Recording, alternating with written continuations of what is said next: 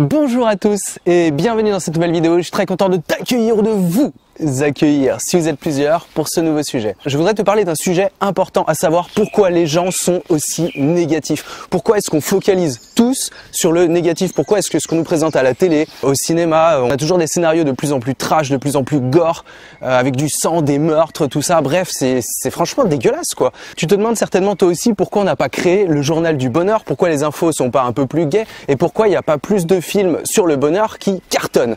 Eh ben, tu vas tout de suite comprendre pourquoi.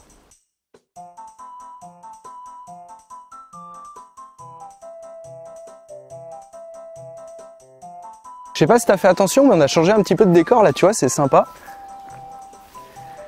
On est en pleine forêt, je me balade un petit peu autour de chez moi, ça change un petit peu de la mer, je me suis dit que ça pourrait te faire plaisir à l'écran. Alors, pourquoi est-ce qu'on met autant l'accent sur le négatif alors que l'on connaît aujourd'hui tous les bienfaits des pensées positives? Alors les neurosciences en fait vont nous apporter des éléments de réponse par rapport à ce problème. Si on focalise sur quelque chose, c'est simplement parce que pour nous, la situation est synonyme de danger. Alors je sais pas si c'est ton cas, mais moi pour ma part, je ne me sens pas du tout en danger en fait quand je sors de chez moi. Si, une chose, faut que je fasse attention quand je traverse la route pour pas me faire écrabouiller. Sinon en fait, quand je regarde un peu autour de moi, il n'y a pas de prédateur derrière un buisson ou encore moins une tribu d'autochtones qui essaye de me bouffer et j'ai même pas besoin de chasser pour me nourrir. Finalement, la réponse elle va se trouver dans la préhistoire. Faut savoir qu'à cette époque-là, la vie était vraiment dangereuse. À savoir que contrairement à l'homme moderne, vous pouviez vous faire bouffer pour un oui ou pour un non. Vous pouviez mourir d'une maladie quelconque suite à une blessure. Bref, c'était vraiment la galère pour survivre. Donc finalement, les neurosciences aujourd'hui nous apprennent qu'il existe deux cerveaux chez l'être humain, enfin deux façons de mémoriser, on va dire, qu'on appelle la mémoire implicite et la mémoire de travail. Alors la mémoire de travail, c'est celle que l'on connaît tous, c'est la fameuse mémoire des 8 secondes. Quand on travaille, on est capable de mémoriser pendant très peu de temps quelque chose. Et la mémoire implicite, c'est une mémoire qui va vous permettre d'intégrer des concepts sur le long terme, visant à vous protéger en quelque sorte. Alors cette mémoire implicite, elle était très utile finalement aux hommes préhistoriques puisqu'elle permettait d'intégrer les concepts de danger très rapidement. Donc ils devaient focaliser automatiquement sur ce qui allait faire mal. Le cerveau humain a été conçu en fait de cette façon afin qu'une chose dangereuse ne se répète pas grâce à la mémoire implicite. Le fait est que dans notre société moderne, on est toujours doté de cette mémoire. Ce qui fait qu'aujourd'hui, on focalise toujours sur les dangers, sur ce qui va pas, sur ce qui va déclencher une peur, ou même ce qui va déclencher quelque chose de désagréable. Finalement, quand tu as une situation dangereuse, tu la mémorises très vite. Et c'est justement là-dessus que les médias et le cinéma vont mettre l'accent en appuyant fermement sur les choses qui vont t'effrayer, te faire peur, qui vont t'inquiéter et te mettre au secours, et ça, je peux te garantir que tu vas l'intégrer très vite. Donc, premier constat, à l'image en fait de nos ancêtres, nous allons toujours porter notre attention sur les expériences qui sont désagréables ou alors sur les infos négatives qui représentent un danger pour nous. Finalement, c'est un mécanisme qui est plutôt pas mal puisqu'il a permis à notre espèce de perdurer jusqu'ici.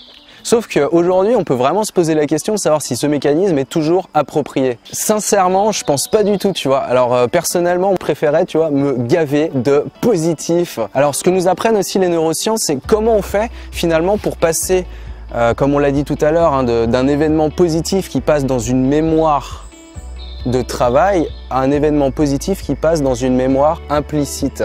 Le principe, c'est d'agir en pleine conscience. Je t'explique. À chaque fois qu'il t'arrive quelque chose de positif, par exemple, je sais pas, tu passes un bon moment avec des copains à la table d'une terrasse, un café, il fait beau, tout ça, vous prenez le temps de rigoler, il y a le soleil sur ton visage, je sais pas si t'imagines la scène. Tu vas simplement te mettre en pleine conscience, c'est-à-dire utiliser tes 5 sens pour justement imprimer ce truc-là et faire en sorte que ce soit rangé dans la mémoire implicite. Ça pourrait être par exemple, tu vas sentir l'odeur du café chaud, tu vas sentir également le soleil sur ton visage, le coucher de soleil par exemple sur l'horizon.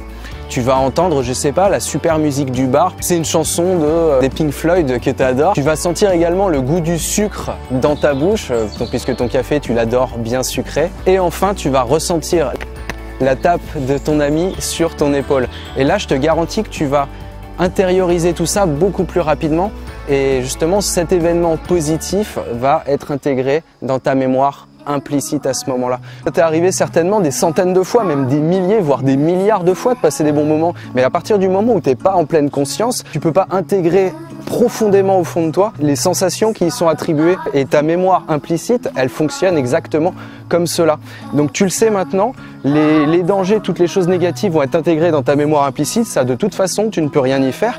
Par contre, ce que tu peux faire, c'est faire pencher la balance pour faire en sorte de muscler ton esprit et de voir beaucoup plus de positif dans ta vie. Alors finalement, tu vas voir qu'au début, ça va être un petit peu contraignant comme exercice puisque c'est le temps que cette gymnastique d'esprit se mette en place. Puis progressivement, tu verras que naturellement, ton esprit va se focaliser uniquement sur ce qu'il y a de positif et plus du tout sur le négatif. Et après, tu verras du positif partout, ça va être trop bien. Mais en attendant, coupe-toi de toute source d'informations négatives autour de toi. De toute façon, tu sais très bien que ça ne t'apportera strictement rien du tout. Si cette petite vidéo t'a plu, n'hésite pas à me mettre un énorme like juste en dessous de la vidéo. Pense aussi à t'abonner à cette chaîne YouTube si tu veux recevoir d'autres informations, d'autres vidéos en développement personnel. Et quant à moi, je continue ma balade et je te dis à très bientôt. Salut les gens!